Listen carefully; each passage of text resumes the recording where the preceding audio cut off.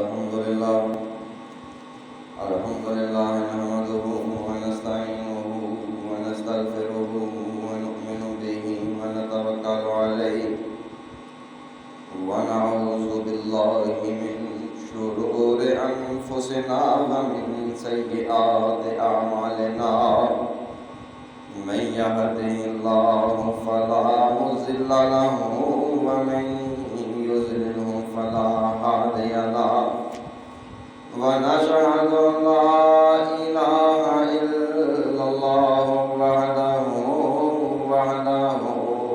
وحده لا شريك له ونشهد أن محمدا عبده ورسوله أما بعد فإن خير الحديث كتاب الله وخير الهدي هدي محمد صلى الله عليه وسلم وشر الأمور محدثاتها وكل محدثة بدعة وكل بدعة ضلالة وكل ضلالة في النار رب اشرح لي صدري ويسر لي أمري واحلل عقدة من لساني يفقهوا قولي أما بعد فأعوذ بالله السميع العليم من الشيطان الرجيم بسم الله الرحمن الرحيم يا أيها الذين آمنوا ادخلوا في السلم كافة ولا تتبعوا خطوات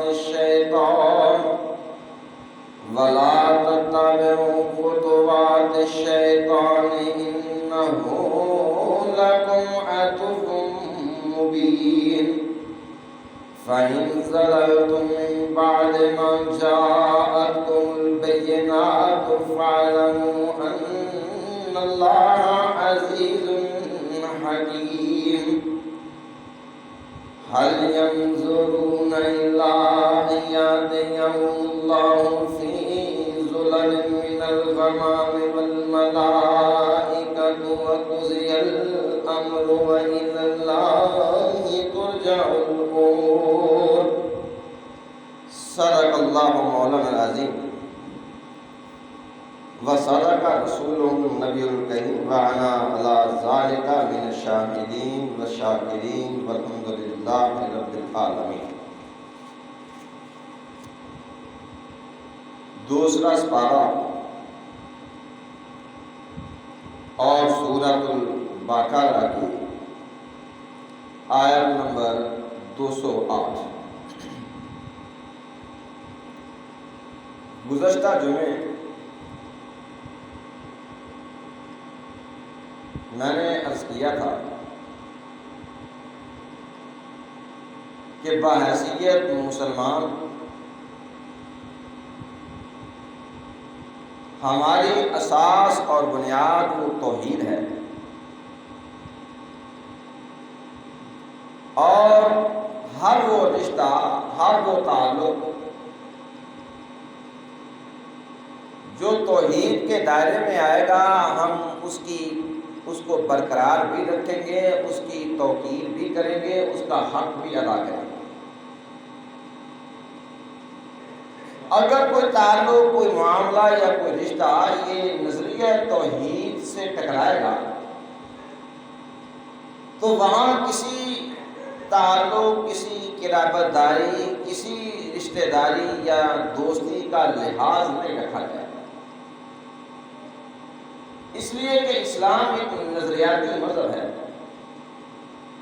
اور یہ سب سے پہلے انسان کی فکر میں ایک تبدیلی پیدا کرتا ہے، یہ فکری انقلاب پیدا کرتا ہے۔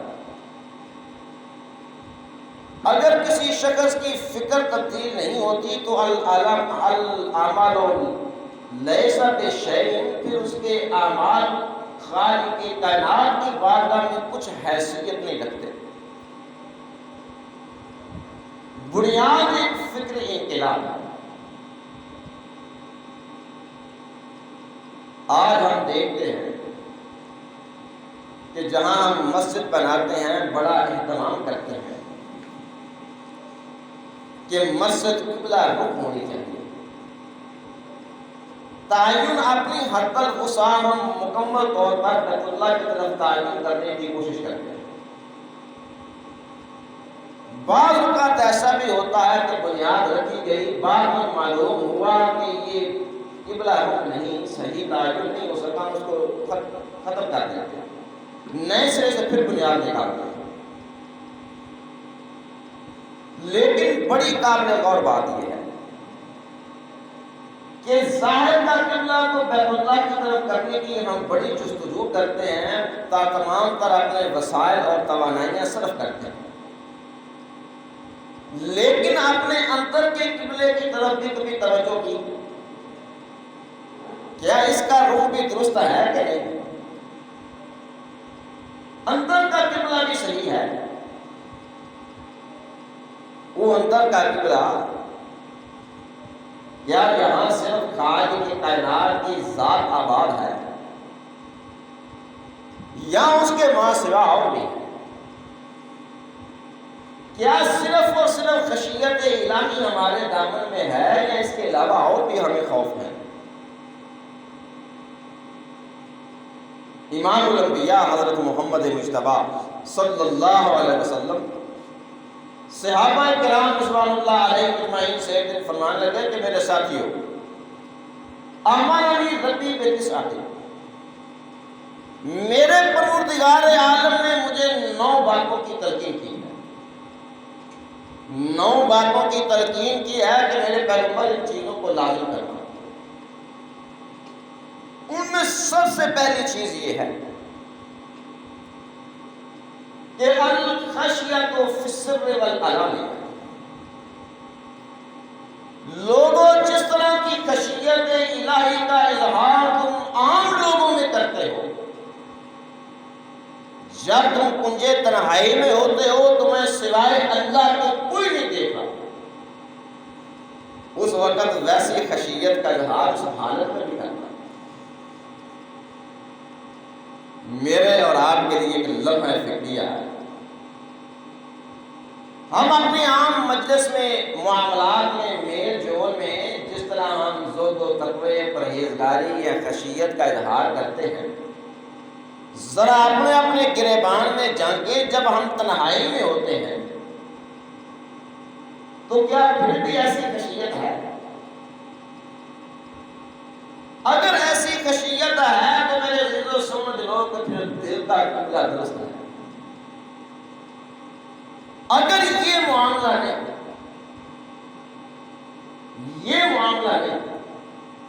تو جان لو کہ جس خشیت، جس خوف الہی کا اظہار اور دعویٰ تم عامت الناس میں کرتے ہو وہ اللہ کی خشیت میں نہیں کرتے، وہ بندوں کے دکھلاوے میں کرتے ہو، وہ لوگوں کے ڈر سے کرتے ہو.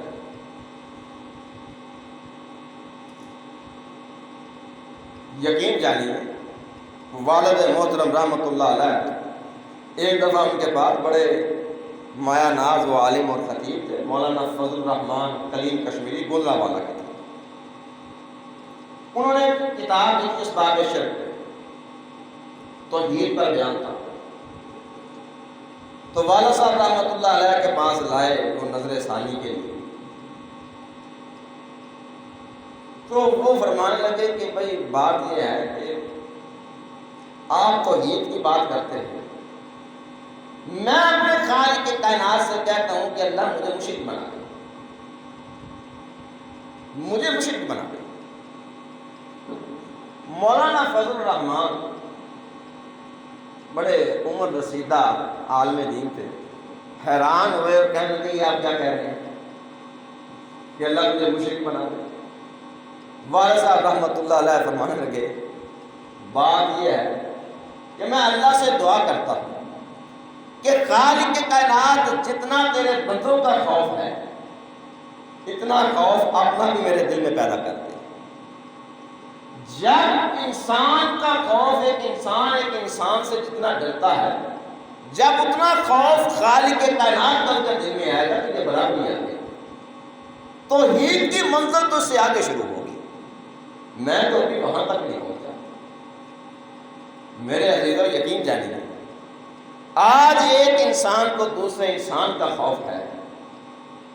اگر خوف اور ڈر نہیں تو خالق کائنات کا ڈر ہے. بڑی بے باکی سے ہم خالق کائنات کی حدود کو پیمال کر دیتے ہیں، اللہ اور اس کے رسول محمد مصطفیٰ صلی اللہ علیہ وسلم کی معصیت کرتے ہیں، سرعام کرتے ہیں. لیکن ہمارے ضمیر میں ذرا سی جنبش پیدا نہیں ہوتی. زبان سے ہم کہتے ہیں ہاں اللہ کا بڑا ڈر اور خوف ہے، لیکن ظالم اگر تجھے خالق کائنات کا خوف ہو تو اللہ کی حدود کو پیمال نہ کرے، پھر تم اللہ اور رسول کی معصیت نہ کرے. دیتا دانستہ بڑی دیتا دلیری سے کرتے ہیں. یہ ممکن ہی ہے. اگر ایک کسی معاشرے میں، ہمارے معاشرے میں تو قانون ہے نہیں، یہاں تو وہ صورتحال ہے، امیر آدمی کے لیے اور قانون اور دستور ہے کہ غریب آدمی کے لیے اور قانون اور دستور ہے.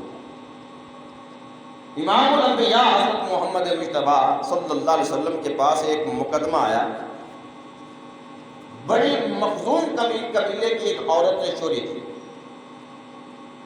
اب چور کی سزا یہ ہے کہ اس کا ہاتھ کاٹا جائے گا. بڑی مخزوم یہ بھی خاندان قریش کی ایک شاخ ہے، معزز گھرانہ تھا. صحابہ کرام رضوان اللہ علیہ مجمعین نے کوشش کی کہ امام الانبیاء حضرت محمد مصطفیٰ صلی اللہ علیہ وسلم اس معاملے میں کچھ نرم رویہ اختیار کرتا. خاندان بڑا معزز گھرانہ ہے، خاندانی پس منظر ہے، عورت نے چوری کی. پنجابی میں یوں سمجھ لیں کہ نک وڈی جائے گی، ساری بیوی کا ہاتھ کٹیا گیا، ساری نک وڈی جائے گی. مشاورت ہوئی کہ کوئی ایسا شخص تلاش کرو کہ جو امام الانبیاء حضرت محمد مصطفیٰ صلی اللہ علیہ وسلم کی خدمت میں سفارش کر سکے. کسی کو جرت بھی نہیں کہ حضور کے سامنے بات کر سکے. ابو بکر بھی ہیں، عمر فاروق بھی ہیں، عثمان بن عفان بھی ہیں، حضرت علی رضی اللہ تعالی عنہ بھی ہیں. بڑے بڑے عظیم المرتبہ اور جلیل القدر صحابہ کرام موجود ہیں، لیکن کسی کی یہ جسارت نہیں. بلا کر کہا کہ اسامہ بن زید حب رسول اللہ صلی اللہ علیہ وسلم. حضور کے منہ بولے بیٹے زید کا بیٹا اسامہ. انہیں خطاب اور لقب دیا گیا تھا حب رسول اللہ کے، نبی کریم صلی اللہ علیہ وسلم کی محبت. حضور اتنا پیار کرتے تھے. انہوں نے کہا کوئی اور بات نہیں کر سکتا، اور اگر کوئی بات کر سکتا ہے تو اسامہ کر سکتا ہے. اس کی بات کا نبی کریم صلی اللہ علیہ وسلم برا بھی نہیں منائیں گے، اس لیے کہ امام الانبیاء سے محبت ہی بڑی کرتے. حضرت اسامہ کو کہا گیا کہ آپ نبی کریم صلی اللہ علیہ وسلم سے سفارش کریں. جب انہوں نے امام الانبیاء سے بات کی، آپ فرمانے لگے کہ اسامہ کیا تم اللہ کی حدود کے معاملہ میں مجھ سے سفارش کرتے ہیں کہ ان کا نفاذ نہ کرو؟ اتنی بات کہہ کر کے تو صحابہ کرام رضوان اللہ علیہ مجمعین کہتے ہیں کہ اسامہ کو بھیجا، دیکھیے اب کیا جواب ملتا ہے. نبی کریم صلی اللہ علیہ وسلم صحابہ کرام کے مجمع میں آتے ہیں اور خطاب کرواتے ہیں. آپ فرماتے ہیں لوگوں تم سے پہلی قومیں تباہ ہو گئی، برباد ہو گئی جب ان میں کوئی صاحب اقتدار، کوئی صاحب سرور مالدار آدمی، امیر آدمی جرم کرتا تو اسے چھوڑ دیتے، طاقتور جرم کرتا تو اسے چھوڑ دیتے. اس کے لیے انصاف کا معیار اور تھا. جب کوئی کمزور آدمی، کوئی غریب آدمی جرم کرتا تو پھر اس پر حد جاری کر دیتے. اور اس ہی تقسیم، یہ انصاف کی جو دوہرا معیار تھا، جو تقسیم تھی، اسی کی بنیاد پر پہلی قومیں تباہی کے گھر اتر گئی. خدا کی قسم اگر میری بیٹی فاطمہ بنت محمد صلی اللہ علیہ وسلم بھی چوری کرے گی تو میں محمد مصطفیٰ صلی اللہ علیہ وسلم اس کا بھی ہاتھ کاٹوں گا. اسلام میں تفریق نہیں ہوگی. لیکن میرے عزیزو آج ہمارے معاشرے میں بھی انصاف امیر کے لیے اور ہے اور غریب کے لیے اور ہے. وہ لوگ جو ملک و ملت کے غدار اور اس سرزمین کے خزانوں کو لوٹنے والے اور اس ملک کی جڑوں کو کھوکھلا کرنے والے ہیں، وہ آج بھی معزز ہیں. وہ جیل میں بھی ہو تو شاہانہ زندگی ہے، وہ باہر بھی ہو تو شاہانہ زندگی ہے۔ چند روپوں کی اگر کوئی آدمی، ایک عام آدمی کرپشن کر لے تو سرکاری سطح پر کیا اس کی جان چھوٹے گی؟ اربوں روپے کے بینکوں کے قرضے تو یہ معاف کروا لیں گے۔ قومی مفاہمتی آرڈیننس کے نام پر اربوں روپے کے قرضے معاف کے مشرف دور میں ہوئے تھے، بے نظیر کے اور دیگر جو کئی لوگ تھے، ان کے قومی مفاہمتی آرڈیننس کے نام پر اربوں روپے کے قرضے معاف ہوئے۔ ایک دفعہ نہیں، یہ پاکستان کی تاریخ بڑی بڑی ہے۔ یہ لوگ روپیہ لیتے ہیں اور پھر اس کو معاف کراتے ہیں، یہ غریب لوگ ہیں۔ عام آدمی اگر ایک بینک سے کوئی چند لاکھ لے لے، لاکھ، 2 لاکھ، 3 لاکھ روپیہ قرض لے لے، نہ دے تو پھر کیا ہوگا بھی؟ معافی ملے گی؟ نہیں، یہ اس کی جائیداد ملے گی۔ تو خیر میرے عزیزوں، میں یہ کر رہا تھا کہ آج ہمارے معاشرے میں معیار ہو رہا ہے، امیر کا معیار اور غریب کا معیار اور ہے۔ تو میں یہ کر رہا تھا کہ ذرا ہم اپنے گریبان میں جائیں، کیا ہمارا اپنا جو ذاتی طرز عمل ہے، جو اظہار خشیت الہی کا لوگوں کے سامنے ہے، کیا کنجے تنہائی میں بھی وہی ہے؟ کیا ہمارا ظاہر اور باطن، ہمارا دل اور زبان کا راستہ ایک ہے یا مختلف ہے؟ زبان پر کلمہ ہے، عمل میں کفر ہے۔ جیسے قرآن کریم میں اللہ جل شانہ فرماتے ہیں کہ میرے پیغمبر محمد مجتبیٰ صلی اللہ علیہ وسلم مخاطب کرتے ہوئے رسول اللہ صلی اللہ علیہ وسلم کو اللہ نے فرمایا کہ یا ایھا الرسول لا یحزنک الذین یسارعون فی الکفر من الذین قالوا آمنا بافواہہم یا ایھا الرسول لا یحزنک الذین یسارعون فی الکفر من الذین قالوا آمنا بافواہہم۔ اے میرے پیغمبر محمد مجتبیٰ صلی اللہ علیہ وسلم، لا یحزنک الذین یسارعون فی الکفر، میرے پیغمبر آپ ان لوگوں کے طرز عمل سے غم زدہ نہ ہو، رنجیدہ نہ ہو، یسارعون فی الکفر، جو کفر میں آگے بڑھتے ہیں، من الذین قالوا آمنا بافواہہم ولم تؤمن قلوبہم، میرے پیغمبر محمد مجتبیٰ صلی اللہ علیہ وسلم یہ کفر میں جو آگے بڑھتے ہیں، بڑی اجلت سے کام کرتے ہیں، کیونکہ اللہ اور رسول کی بات ہو تو کیا پھر بھی مجمع لگے گا؟ آپ مساجد سے دیکھ لیں، اپنی آبادی کا اندازہ کریں اور مساجد کی حالت کو دیکھیں، مسجد کی طرف رخ کرنے والے کتنے ہیں، نمازی کتنے ہیں، جمعہ پڑھنے والے کتنے ہیں؟ اگر کہیں تماشا ہو، لاب و لاب ہو، تو پھر وہاں مجمع عام کتنا ہوتا ہے؟ جانتے ہیں کہ اللہ رسول کی نافرمانی ہے۔ تو خیر یہ جو معمولی سا ایک پہلو تھا، اللہ فرماتے ہیں میرے پیغمبر وہ لوگ جو کفر میں آگے بڑھتے ہیں، بڑی تیزی سے آگے بڑھتے ہیں، وہ کافر نہیں ہیں، وہ ایسے لوگ ہیں من الذین قالوا آمنا بافواہہم، ان لوگوں میں سے کہ جنہوں نے اپنے منہ سے تو اقرار کیا کہ اشہد لا الہ الا اللہ وان محمد رسول اللہ، میں گواہی دیتا ہوں کہ اللہ ایک ہے اور محمد مجتبیٰ صلی اللہ علیہ وسلم اللہ کے رسول ہے، انہوں نے یہ اقرار کیا ہے، آمنا بافواہہم، انہوں نے کہا کہ ہم ایمان لائے ہیں، بافواہہم کی زبان سے کہا، اقرار کیا، وَلَمْ تُؤْمِنْ قُلُوبُهُمْ، لیکن میرے پیغمبر ان کے دل ایمان نہیں لائے، زبان پر تو اقرار ہے، دل جو ہے وہ اس کا راستہ اور ہے، زبان کی راہ اور ہے، دل کی راہ اور ہے، دل اور زبان کا رابطہ ایک ہے۔ وَلَمْ تُؤْمِنْ قُلُوبُهُمْ، ان کے دل ایمان نہیں لائے۔ نبی کریم صلی اللہ علیہ وسلم کی حیات مبارکہ میں بھی ایسا طبقہ تھا جو اقرار کرتا تھا توحید اور رسالت کا، لیکن اللہ فرماتے ہیں وَلَمْ تُؤْمِنْ قُلُوبُهُمْ، ان کے دل ایمان نہیں لائے میرے پیغمبر، اس لیے جب آپ ان کا کفریہ طرز عمل دیکھیں، نافرمانی کی راہ پر دیکھیں تو رنجیدہ نہ ہو، اس لیے کہ ان کا اندر کا قبلہ درست ہے۔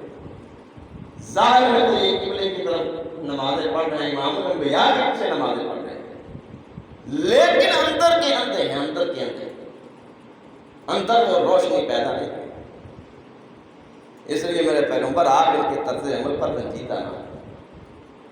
تو میرے عزیزوں، عام طور پر سے مطلب میں یہ کر رہا تھا، آج اگر ہم بھی دیکھیں، ہم بھی یہ دعویٰ کرتے ہیں آمنا بافواہ، ہماری زبانوں پر بھی ایمان ہے، لیکن ہمارا کردار کیا ہے، ہمارا عمل کیا ہے؟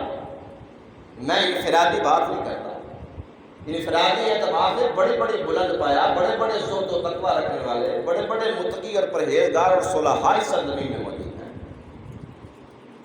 اجتماعی ہمارا طرز عمل، معاشرتی ہمارے رویے کیا ہے، آپ ذرا اس پر نگاہ دوڑائیں، کیا وہاں اللہ اور اس کے رسول محمد مصطفیٰ صلی اللہ علیہ وسلم کی بات ہے؟ یارو ہمارا طرز عمل، ہماری ہمدردیاں کن سے ہیں؟ سبھی باتوں کو چھوڑیے۔ میں نے گزشتہ جمعہ بھی عرض کی تھی کہ ایک مسلمان کی محبت لا الہ الا اللہ کی بنیاد پر ہے، اس کی عداوت بھی لا الہ الا اللہ کی بنیاد پر ہے۔ ہمارا طرز عمل، ہماری محبت کیا ہے، ہماری ہمدردیاں کن سے ہیں؟ مسلمان سے ہیں، مسلمانوں کے ساتھ ہمدردیاں ہیں۔ کیا ایک مسلمان دوسرے مسلمان سے ہمدردی رکھتا ہے، احساس رکھتا ہے؟ امام الانبیاء حضرت محمد مصطفیٰ صلی اللہ علیہ وسلم نے تو فرمایا کہ مسلمان مسلمان کا بھائی ہے۔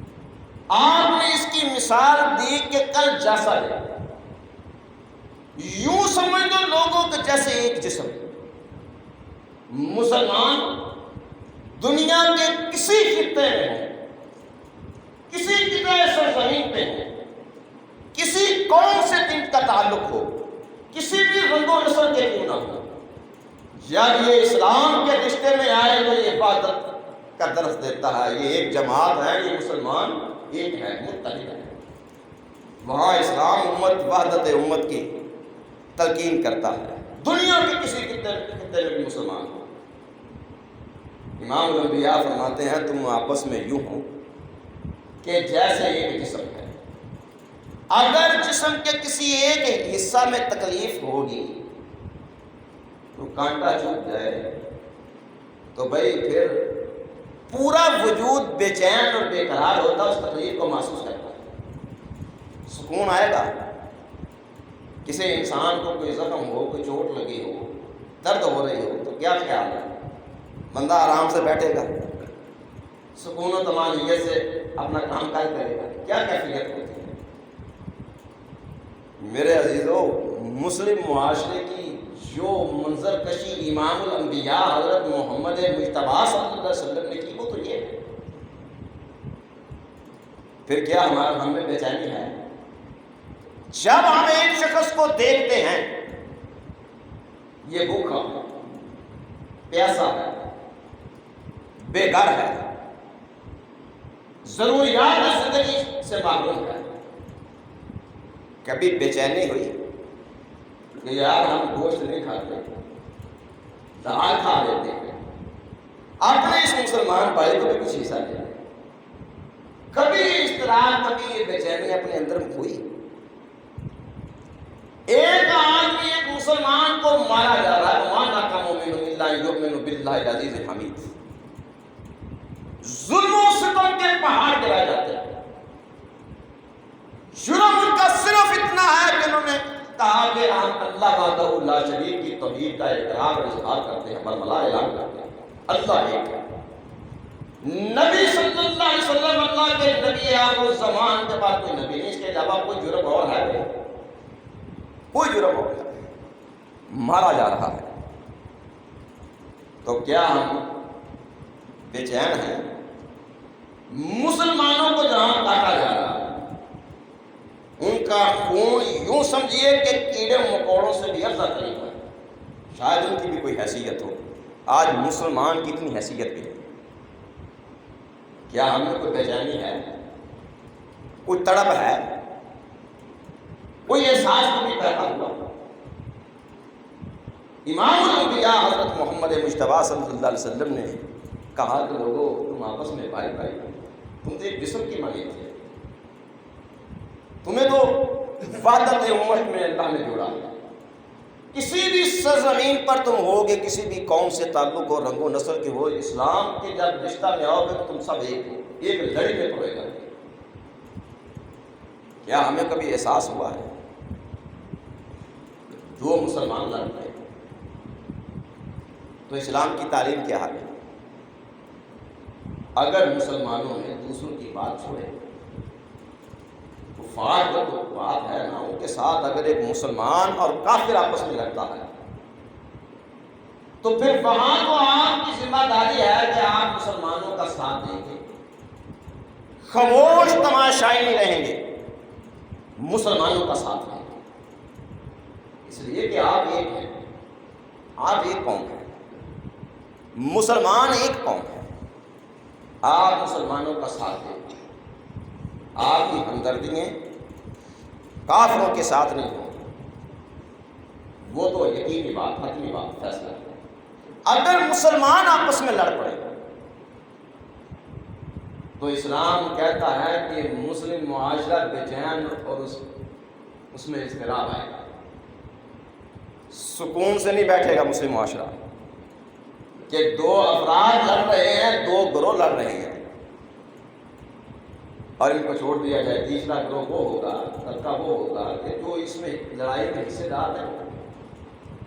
اسلام یہ نہیں کہتا کہ اب تم آرام سے بیٹھے رہو، قطعاً یہ ترکیب نہیں کرتا، بلکہ اسلام پابند کرتا ہے کہ تمہاری یہ ذمہ داری ہے کہ تم ان کے درمیان صلح کرو۔ اگر یہ صلح پہ آمادہ ہو تو انصاف کے ساتھ فیصلہ کرنا تنازع ہے۔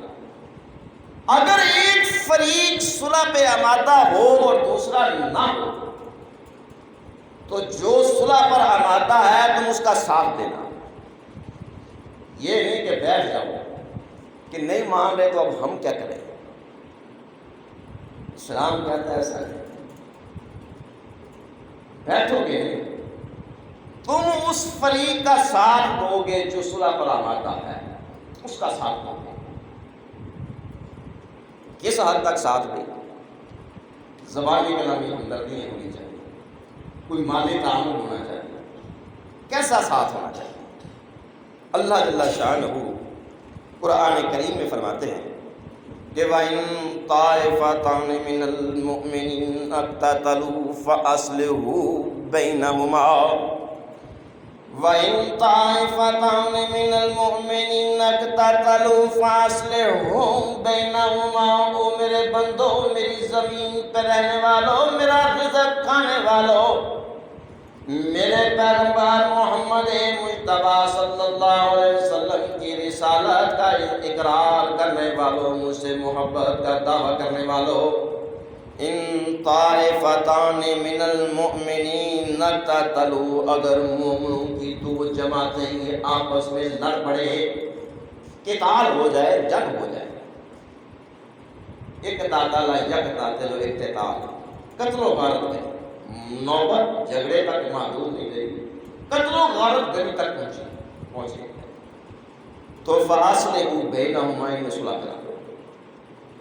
فَإِن بَغَتْ إِحْدَاهُمَا عَلَى الْأُخْرَى، اگر ایک دوسرے پر چڑھائی کرے، ایک جماعت مانتی ہے، صلح کی طرف آتی ہے، دوسری نہیں آتی، کمزور آ جائے گا، طاقتور نہیں آئے گا، تو پھر اللہ فرماتے ہیں تمہیں حکم فَقَاتِلُوا، عربی قاعدہ کلیہ کے مطابق یہ جمع فعل امر معروف، فعل مذکر صیغہ، جمع مذکر حاضر کا صیغہ ہے، اور الامر للوجوب، امر کا جب اللہ کوئی کام کہیں، حکم دے تو اس کا پر عمل کرنا فرض و واجب ہے۔ یعنی اس میں گنجائش نہیں ہوتی تاوقت کہ کوئی ایسا کرینہ نہ مل جائے جو اس کو وجوب سے پھیر دے، وگرنہ جب اللہ کہے کہ یہ کام کرو یا نہ کرو تو اس کا نہ کرنا فرض ہے، اور اس کام جس پر کہے کہ یہ کام کرو اس کام کا کرنا ہے فرض ہے۔ اسی طرح فرض ہے جیسے نماز فرض ہے، جیسے روزہ فرض ہے، جیسے زکوٰۃ ادا کرنا فرض ہے، وہ بھی فرض کے حکم ہے۔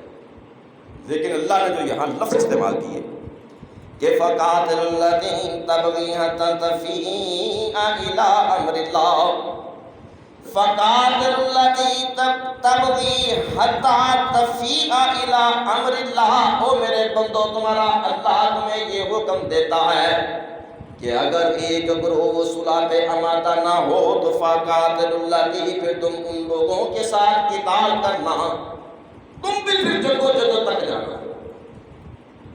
معاملہ زبانی کلامی نہیں رہے گا، مالی تعاون تک محدود نہیں رہے گا۔ فقاتلو، پھر تم کیا کرنا؟ قتال کرنا۔ کس سے قتال کرنا؟ جو سرکشی گروہ کر رہا ہے اس سے قتال کرنا۔ حتی تفیء الی امر اللہ، تا وقت ہے کہ وہ بھی اللہ کے فیصلے پر آ جائے، کہ جو قرآن و سنت کا حکم ہے اس کے مطابق ہمارے درمیان فیصلہ کر دو۔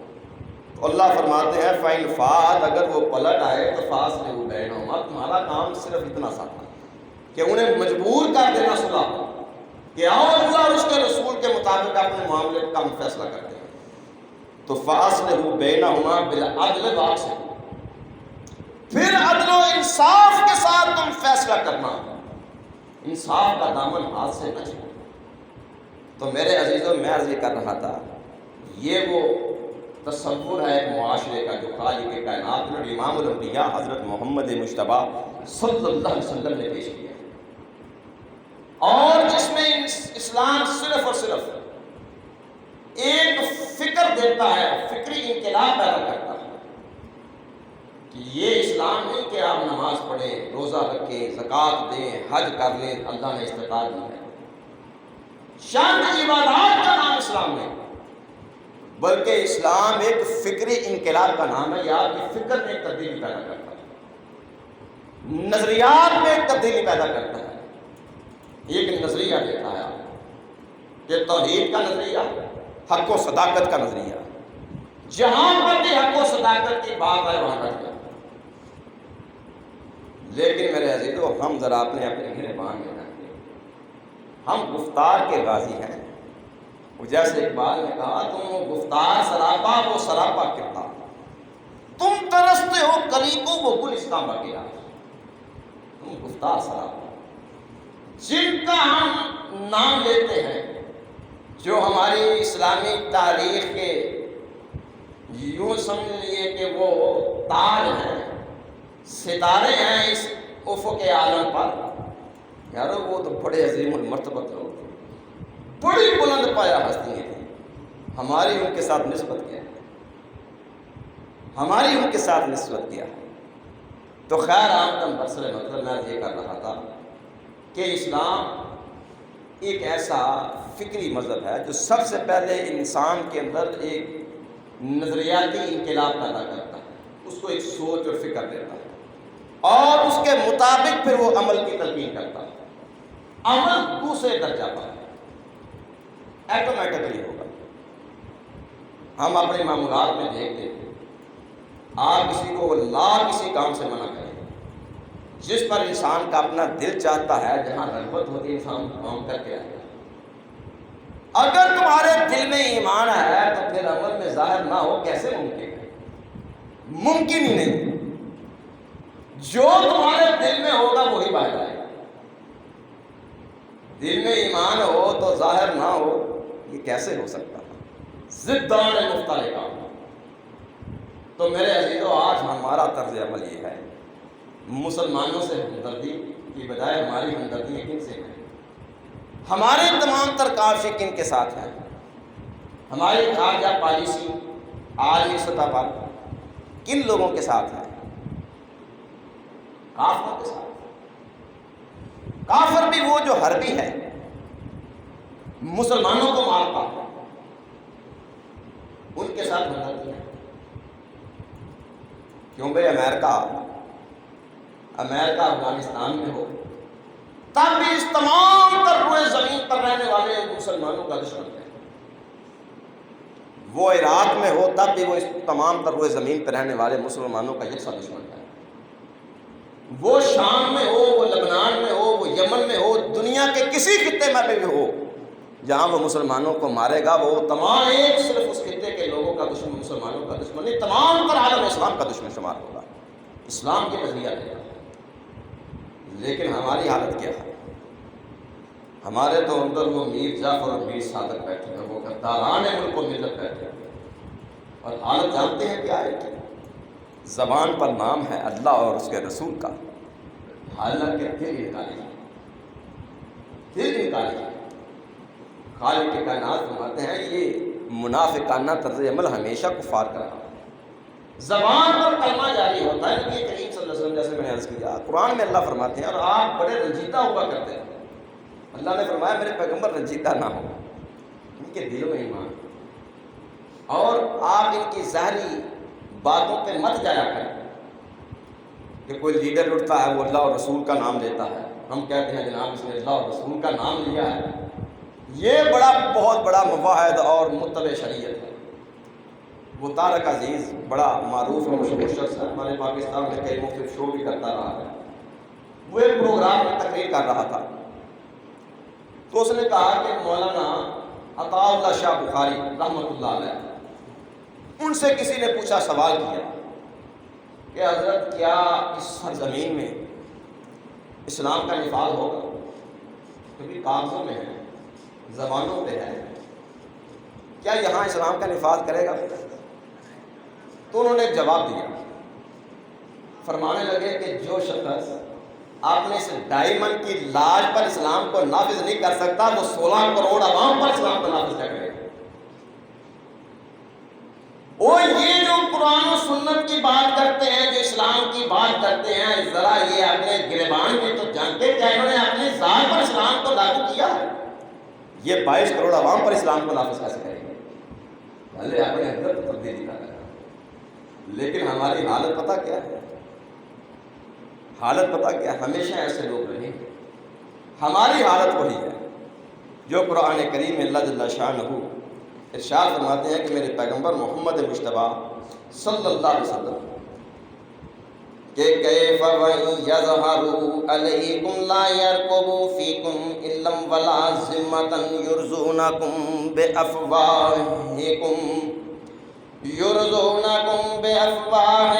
وَتَأْبَىٰ قُلُوبُهُمْ وَأَكْثَرُهُمْ فَاسِقُونَ. اے میرے پیغمبر محمد اے مجتبیٰ صلی اللہ علیہ وسلم، یُرْضُونَکُمْ بِأَفْوَاہِہِمْ، یہ اپنی زبانی باتوں سے تمہیں خوش کرتے ہیں. زبانی کلامی یہ باتیں کرتے ہیں، تم لوگ بڑے خوش ہوتے ہیں.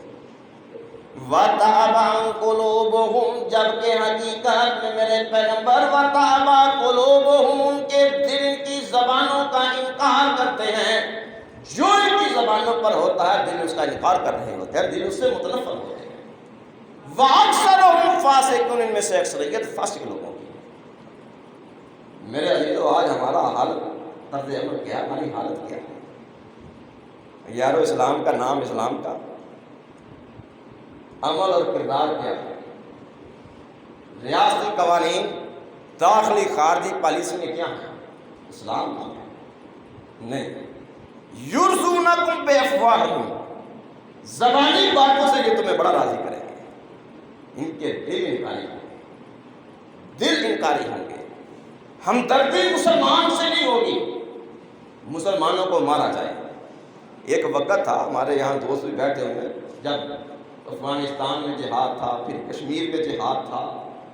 اب جب سارا کشمیر انہوں نے لے لیا، زبردستی قبضہ کر لیا، اور انہوں نے باقاعدہ قانون پاس کیا کہ یہ ہمارے، پہلے متنازع تھا، اب وہ ہندوستان کا باقاعدہ ایک حصہ ہے ان کے قانون کے مطابق. تو میرے جواب و جہاد کہاں گیا؟ عصمت دریے بھی نہیں، کون نہیں جانتا اس بات کو؟ ظلم و ستم بھی ہوا اور ہو رہا ہے، کون نہیں جانتا اس بات کو؟ لیکن وہ لوگ جو ناقابل تسخیر ہیں، ناقابل تسخیر، دنیا دنیا میں ان کی صلاحیتیں جو ہیں وہ تسلیم شدہ ہیں. وہ کیا ہے؟ خاموش تماشا. خاموش تماشا. بات کریں گے تو کہیں گے کشمیر ہمارا شاہراگ ہے، ہم اپنے بھائیوں کے ساتھ ہیں. وہ اللہ تو کہتے ہیں اگر مسلمان سے لڑے تو فقط لو، اگر ایک گروہ نہ آئے صلح پر تو تم دوسرے کے ساتھ مل کر قتال کرنا، لڑائی کرنا. جب کافر مسلمان کو مارے تو پھر ہمدردی کرنا. زبانی باتیں کہنا، یرزونکم بافواہہم، زبانوں سے تم خوش کرتے رہنا. تمہارا کردار اور عمل کیا ہے؟ یہ میانمار میں جو کچھ ہوا آج سے چند سال پہلے، کون نہیں جانتا گاجر مولی کی طرح مسلمانوں کو کاٹا گیا. یارو زبانی باتوں کو چھوڑیے، طرز عمل ہمارا عملی اقدام کیا ہے؟ میرے عرض کرنے کا مقصد یہ ہے کہ اسلام ایک فکری مذہب ہے. یہ مسلمان کے اندر ایک فکری انقلاب پیدا کرتا ہے اور یہ وحدت امت کا تصور دیتا ہے کہ جب کسی ایک مسلمان، کسی ایک قوم کا کوئی دشمن ہوگا تو وہ تمام تر ملت اسلامیہ کا دشمن شمار ہوگا. تمام تر ملت اسلامیہ کا دشمن شمار ہوگا. اس کے ساتھ ہمارے ہمدردیاں نہیں ہو سکتی، اس کے ساتھ ہمارے روابط نہیں ہو سکتے. خالق کائنات بھی قرآن کریم میں ارشاد فرماتے ہیں، اللہ فرماتے ہیں میرے پیغمبر محمد مجتبیٰ صلی اللہ علیہ وسلم آپ ان لوگوں سے کہیے کہ یا ایھا الذین آمنوا ادخلوا فی السلم کافۃ ولا تتبعوا خطوات الشیطان. یا ایھا الذین آمنوا، او زبان سے اقرار کرنے والوں، میری توحید کا اظہار کرنے والوں، میرے پیغمبر کو نبی آخر الزمان تسلیم کرنے والوں، ادخلوا فی السلم کافۃ، وہ لوگوں پوری طرح سے اسلام میں داخل ہو جانا. کچھ باتوں کو جو مرضی کی ہیں تم مان لیتے ہو، کچھ کو تم چھوڑ دیتے ہو. کہتے ہیں اسلام صرف یہ ہے نماز پڑھو، روزہ رکھو، عبادت کرو، ذکر اذکار کرو، اسی کا نام اسلام. وہ شاعر نے کہا ہے مملکت خدا داد میں ایک طرفہ تماشا، مملکت خدا داد میں ہے ایک طرفہ تماشا. اسلام ہے محبوس، مسلمان ہے آزاد. ملا کو ہے جو ہند میں، ملا کو جو ہے ہند میں سجدہ کی اجازت، نادان سمجھ بیٹھا ہے کہ اسلام ہے آزاد. میرے عزیز آج سجدے کی اجازت ہے، کہتے ہیں آزاد.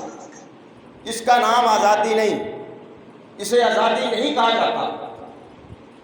آزادی وہ ہے کہ جہاں پہ ایک مسلمان حق و باطل پر دوسرے کے ساتھ کندھا ملا کر کھڑا ہو اور وہ اپنی جان مال سب کچھ قربان کرنے پر تل جائے. اسلام یہ نظریہ پیش کرتا ہے. اللہ سے دعا اللہ ہمیں سمجھ اور عمل کرنے کی توفیق عطا فرمائے. وآخر دعوانا الحمدللہ رب العالمین.